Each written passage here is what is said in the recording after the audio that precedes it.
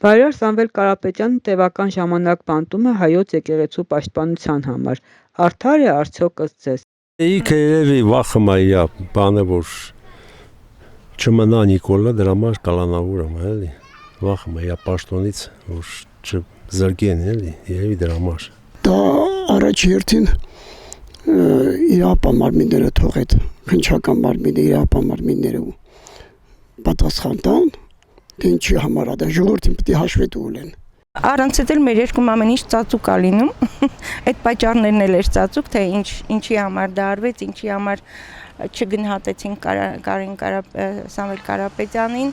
ինչի համար անտեսվեց նրա ամբողջ գործը, դե դուք ուրիշ ձև եք հասկանում, ինքը ուրիշ ձև է հասկանում, հենց այդ բառերի հետ էլի,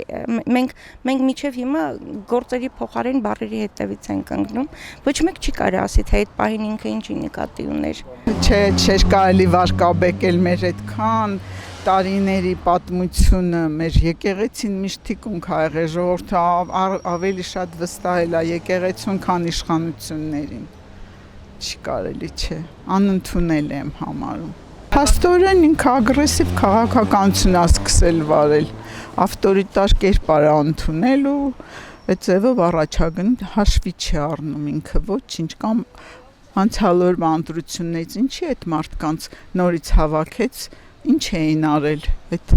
կուսակցության անդամները, որ բանտարկեց, դա լավ բանից չի խոսում, չէ։